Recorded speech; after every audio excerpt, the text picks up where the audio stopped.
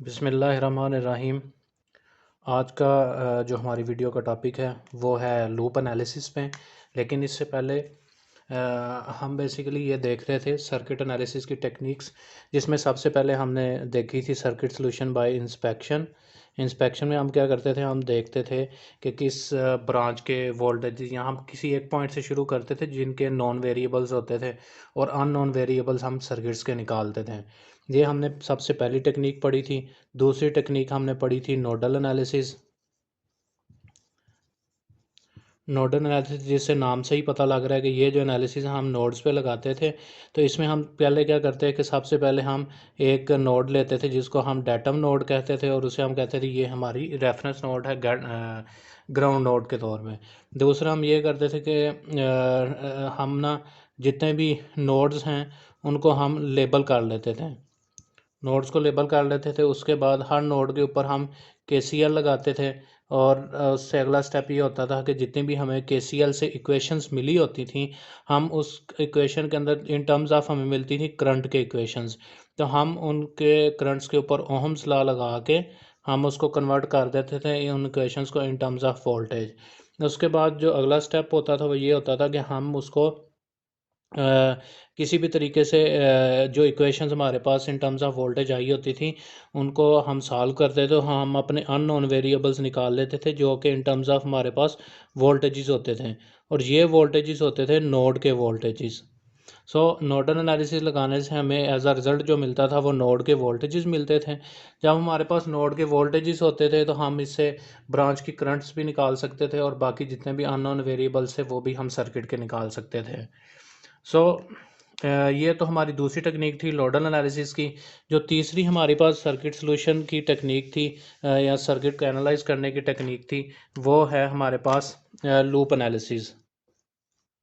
सो जिस तरह लूप से वाज़े है कि ये किसी ना किसी लूप्स के ऊपर हम लगाएंगे।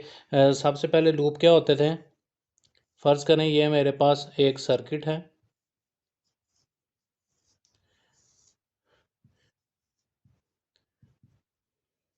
मेरे पास दो वोल्टेज सोर्स लगी हुई हैं और कुछ ये तीन रजिस्टर लगे हुए हैं। तो लूप क्या होते थे, लूप हम कहते थे कि ये एक लूप बन रहा है, इसी तरह एक ये लूप बन रहा है। तो इनको हम इसके अलावा एक लूप ये भी हो सकता है। सो हम ये कहते थे कि ये जो चीज़ है जो सिंगल है ये हमारे पास हो जाते थे मैश। मैश ऐसे लूप्स होते थे जो किसी और लूप के साथ ओवरलैप नहीं कर रहे होते हैं। लेकिन ये जो चीज़ है जो इस तरह से हमारे पास एक पाथ बन रहा है जिसको हम लूप कहेंगे, ये हमारे पास मैश नहीं है। तो लूप एनालिसिस में हम क्या करेंगे, हम लूप्स को यूज़ करेंगे और लूप्स को यूज़ करेंगे उससे हमें एक मैश करंट हमें पता होना चाहिए। मैश करंट से ही बेसिकली हमारा जो लूप एनालिसिस है वो मैश करंट पे के कंसेप्ट पे ही डिपेंड कर रहा है। मैश करंट क्या चीज़ है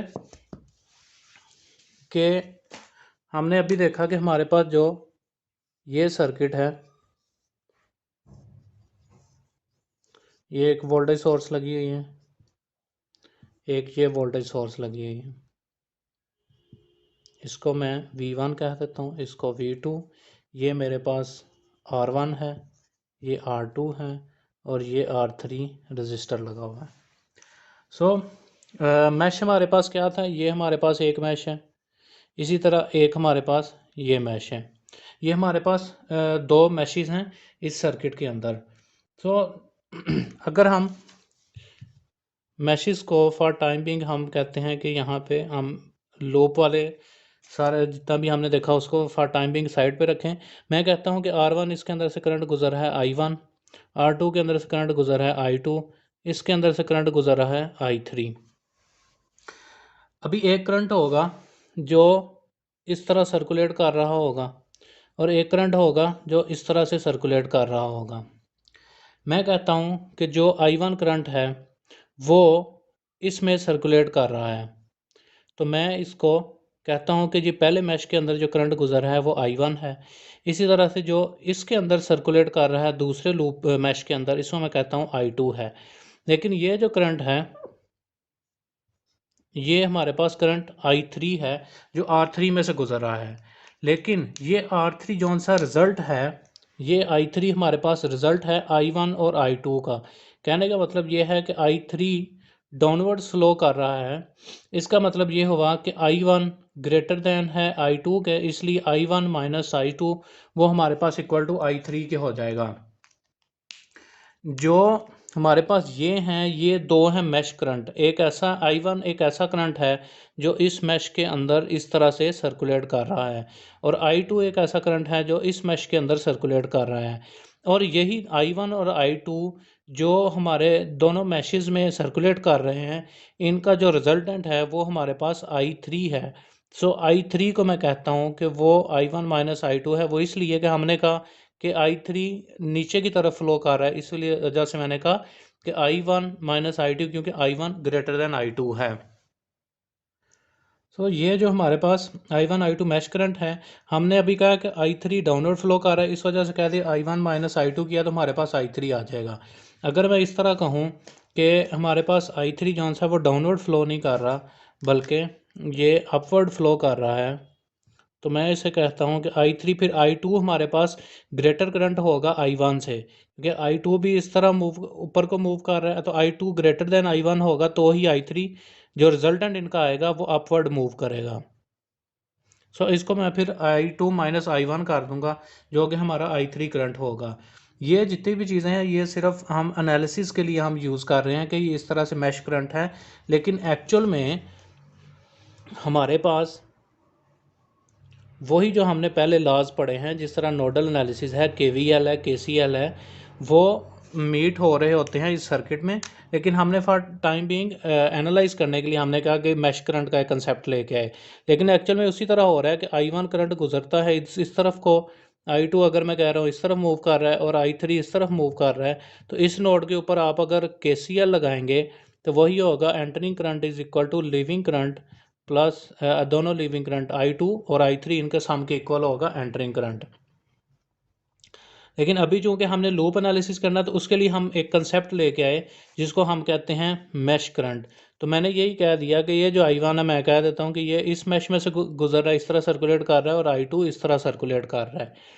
जो मैश करंट का इसके अंदर भी इसके भी उसी तरह से जिस तरह नोडल एनालिसिस में हमने स्टेप्स देखे कि किस तरह से सॉल्व करते हैं, उसी तरह से लूप एनालिसिस के भी कुछ स्टेप हैं। इसमें क्या होता है कि इसमें हम क्या करेंगे, हम इस तरह जितने भी सर्किट के अंदर सर्किट मिलेंगे हमें, उसके अंदर हम इस तरह से मैशेस बना लेंगे, और जितनी भी हम डायरेक्शन रखेंगे करंट की, वो या तो दोनों जितने भी मैशेस उनमें क्लॉकवाइज रखेंगे, जितनी भी उनमें एंटी क्लॉकवाइज रखेंगे। दूसरा ये है कि हमारे पास हम इसके अंदर लगाएंगे KVL, दोनों लूप्स के अंदर अलग अलग, या दोनों मैशेस के अंदर हम अलग अलग KVL लगाएंगे। उसके बाद हम उस पर ओहम्स लॉ लगाएंगे और हम उसके मैश का करंट निकाल सकते हैं। बाकी लूप एनालिसिस को करने के कुछ स्टेप्स हैं, वो कुछ इस तरह से हैं कि अच्छा जी, लूप एनालिसिस के जो स्टेप्स हैं वो ये है कि सबसे पहले आपने ये करना है कि आपने मैश करंट सेलेक्ट करनी है। Select a mesh current such that at least one mesh pass through each branch, कि जितनी भी ब्रांचेस है उसके अंदर कम से कम एक मैश पास होना चाहिए। एटलीस्ट वन मैश, कि आप जितनी भी आपके पास कोई भी सर्किट है उसके अंदर आप मैशेस डिफाइन करेंगे, तो आपने ये देखना है कि हर ब्रांच के अंदर एटलीस्ट एक मैश ज़रूर पास हो। उसके बाद आपने क्या करना है, मतलब वो जो मैश है आपने मैश के ऊपर KVL लगाना है। KVL हमने क्या पढ़ा था कि किसी भी लूप के अंदर sum of all the voltage rise is equal to होता है sum of all the voltage जो उस लूप के अंदर फॉल करेंगे। मतलब एक लूप के अंदर अगर मूव करें तो वोल्टेज राइज वो इक्वल होता है वोल्टेज फॉल के। सो हमने क्या करना है कि हमने जितनी भी मैशेस बना ली उसके ऊपर हमने KVL लगाना है। KVL on all labelled mesh, जितनी भी मैशेस हैं उसके ऊपर हम KVL लगाना है। लेकिन KVL लगाते हुए हमने याद रखना है कि पैसिव साइन कन्वेंशन जो सी है वो आप वायलेट नहीं करें। पैसिव साइन कन्वेंशन क्या थी कि आपके पास लेट्स सपोज अगर ये एक रजिस्टर है, तो इसका पॉजिटिव इधर है, नेगेटिव इधर है, तो आप हमेशा जो रजिस्टर है उसके अंदर करंट इस तरफ को फ्लो करेगा। यानी कि अगर करंट पॉजिटिव से एंटर हो रहा है, नेगेटिव से एग्जिट कर रहा है, तो वो कंपोनेंट हमारा पैसिव होता था। तो रजिस्टर पैसिव है, इसलिए आपने हमेशा याद रखना है कि पॉजिटिव से करंट एंटर हो और नेगेटिव से निकले, ये होती थी पैसिव साइन कन्वेंशन। तो केवीएल लगाते हुए आपने पैसिव साइन कन्वेंशन को हमेशा अपने माइंड में रखना है कि वो आप उसको वायलेट ना करें, उसकी खिलाफ वर्जी ना हो। उसके बाद केवीएल आपने लगाया हर मैश के ऊपर। जब हर मैश के ऊपर आपने केवीएल लगाया तो वो आपके पास हर मैश की एक एक इक्वेशन आ गई।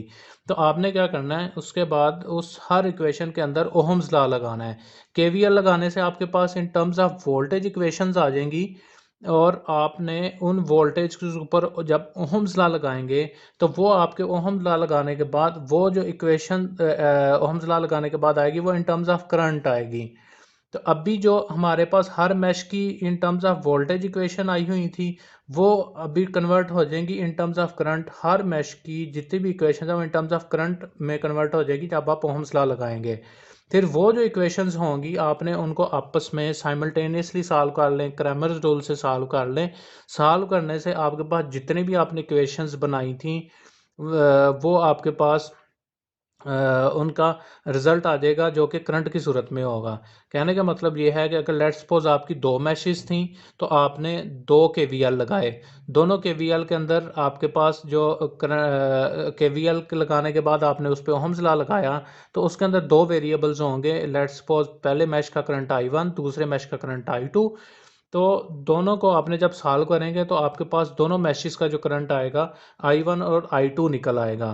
तो इस तरह से आप लूप एनालिसिस के अंदर मैशेस का जो करंट है वो निकाल सकते हैं। तो उसी तरह जिस तरह हम पहले करते रहे हैं कि हमारे पास अभी मैशेस का करंट आ गया, तो हर मैशेस का करंट आने के बाद आप हर बाकी के एलिमेंट्स की रजिस्टर के अक्रॉस अगर वोल्टेज निकाल लें, आप वोल्टेज निकाल सकते हैं, यानी कि बाकी जितने भी पैरामीटर्स हैं आप वो निकाल सकते हैं। बिल्कुल उसी तरह जिस तरह नोडल एनालिसिस में था, नोडल एनालिसिस में भी हमें नोड वोल्टेज मिल जाते थे, उसके बाद हम ब्रांच वोल्टेज और बाकी जितने पैरामीटर्स थे वो निकाल लेते थे। लूप एनालिसिस में तो ये स्टेप्स है, जो नोडल एनालिसिस में उसमें फ़र्क क्या होता था कि हम बजाय मैश करंट को लेबल करने के, हम नोडल एनालिसिस में क्या करते थे, हम नोड वोल्टेजेस मतलब नोड्स को लेबल करते थे। तो हम लूप एनालिसिस में केवीएल लगाते हैं हर मैश के ऊपर, लेकिन हम नोडल एनालिसिस में नोड्स के ऊपर केसीएल लगाते थे। उसके बाद हम ये स्टेप कॉमन है, हम नोडल एनालिसिस में ओहम्स लॉ लगाते थे और लूप एनालिसिस में ओहम्स लॉ लगाते थे। लेकिन जो रिजल्टिंग इक्वेशन थी नोडल एनालिसिस में हमें इन टर्म्स ऑफ वोल्टेज मिलती थी, लेकिन लूप एनालिसिस में हमें इन टर्म्स ऑफ करंट मिल रही है। तो इसके बाद आप दोनों पे नोडल एनालिसिस में इक्वेशंस को सॉल्व करते थे और लूप एनालिसिस में भी आप इक्वेशन को एंड पे सॉल्व करेंगे, जो अननोन पैरामीटर्स हैं वो निकल आएंगे। उम्मीद करता हूँ कि आपको लूप एनालिसिस की जो स्टेप्स हैं और मैश करंट के बारे में अंडरस्टैंडिंग होगी। अगली वीडियो के अंदर हम लूप एनालिसिस के ऊपर एक एग्जांपल करेंगे ताकि इसकी बेटर अंडरस्टैंडिंग हो जाए। तो अगर आपको ये टॉपिक समझ आया तो काइंडली चैनल को ज़रूर सब्सक्राइब कर दें।